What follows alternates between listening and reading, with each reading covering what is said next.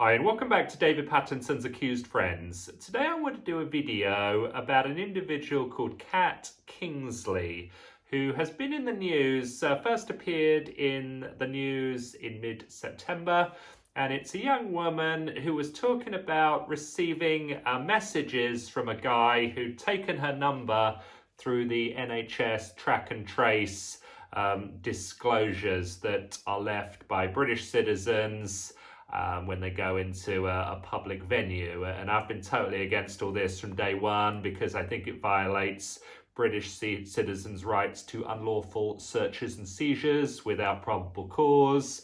I consider personal data to be personal property, and all this controversy about track and trace has not really discussed the illegality of the government's seizure of this data from people and using private businesses to force customers to hand over their private information. And the reason this girl was in the news was because she'd left her phone number with a bus company as part of some sort of day out, and the driver of the bus had texted her looking for some sort of date or romantic connection, and instead of responding yes or no, she'd gone to the tabloids with the story. And her position was that the track and trace is dangerous because it opens women up to unwanted male attention. It is basically the extent of the story.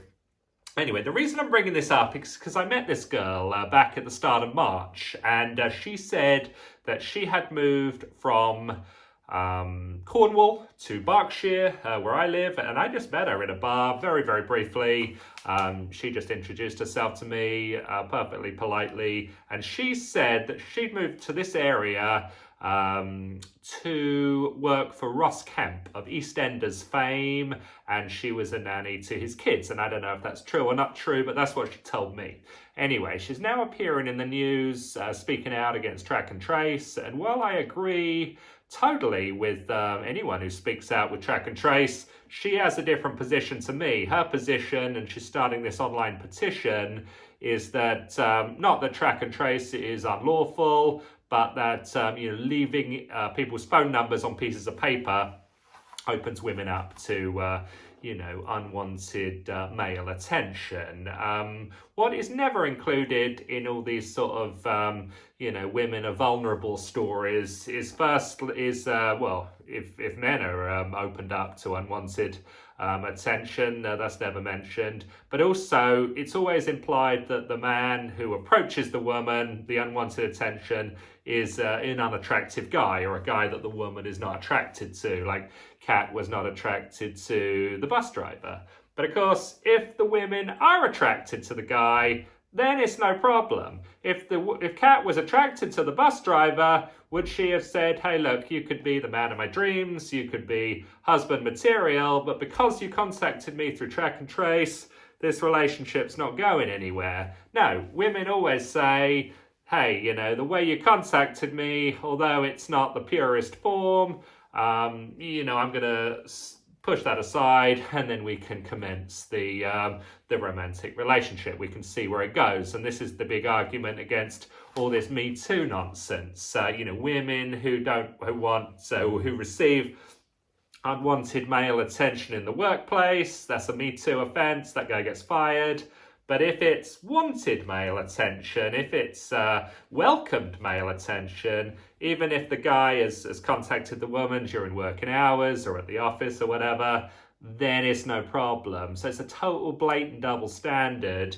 And that's what either Kat has not mentioned or the journalists have not pushed for in this article. There's been 2 articles on this. The first one was on September 15th, and the second one was on October 9th by a journalist called Graham Culliford. And the first one was by Chiara Fiorio. And the second article has sort of expanded a bit. It's got Kat Kingsley as the primary subject of the article, but then there's some other women in it as well saying, oh yeah, we were contacted by, you know, bartenders or whatever asking us for a date, and these are unwanted. This is unwanted male attention, so these guys need to be named and shamed and fired. But there's no questioning from the journalist about, okay, well, what if this was an attractive guy? What if this was a guy you did want to date with? Are there any women out there in the country who have received correspondence through the track and trace that they went on a date with, that they thought, yeah, this is a great guy?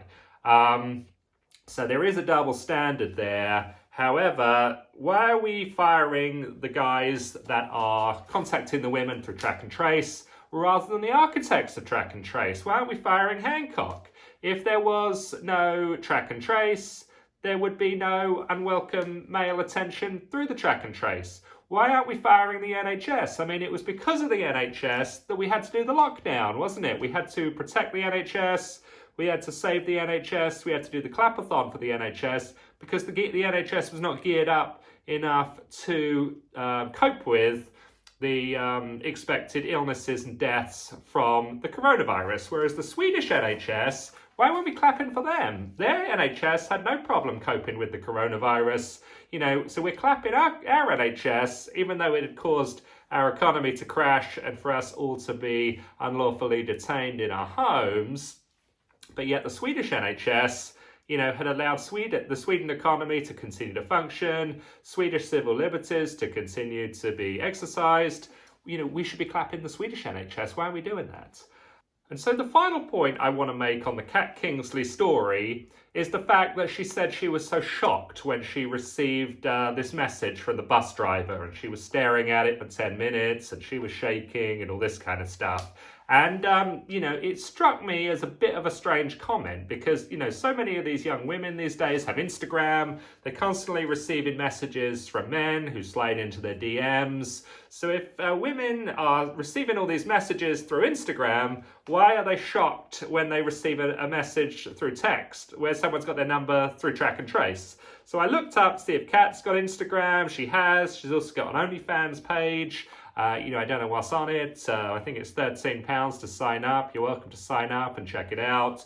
But if she's receiving correspondence from men via Instagram, if she's receiving correspondence through men through OnlyFans, why is she so shocked to receive correspondence from men through track and trace? I mean, it doesn't make a lot of sense. Surely it's just like, oh, here's just like another message from someone else through another platform. I mean, if you're someone that's a total recluse, you never receive messages from anyone for months and months and years, and then all of a sudden you receive a message from someone, yeah, I could see how that would be kind of unnerving. But for someone like Kat, who's, you know, a bit of an exhibitionist, someone who receives male attention through, you know, other platforms, I don't think that she could have been as shocked as she was through receiving a message through the NHS Track and Trace from a male bus driver. But who knows? You know, you can't anticipate people's feelings. So I suppose you have to take it at face value. Again, the journalists haven't pressed that. They haven't sort of probed this double standard. They've just taken her words at face value and published the story twice. Me, on the other hand, I've been speaking out against NHS Track and Trace from day one. Not for the fact that it adversely affects young women in the country, but because it affects our entire country through violating the civil liberties of the entire British population through unlawful searches and seizures without just cause. And I'm assuming the reason the press haven't covered me is because that is not as big a story for whatever reason. So I hope you find this video interesting. I think there's a lot of hypocrisy in it. While I stand, or I agree with Kat on the violation of privacy through the NHS Track and Trace, I disagree with her rationale. I think it's affecting the whole population, not just random women on a bus. So I hope you like this video. Please subscribe to the channel. We look forward to talking with you soon.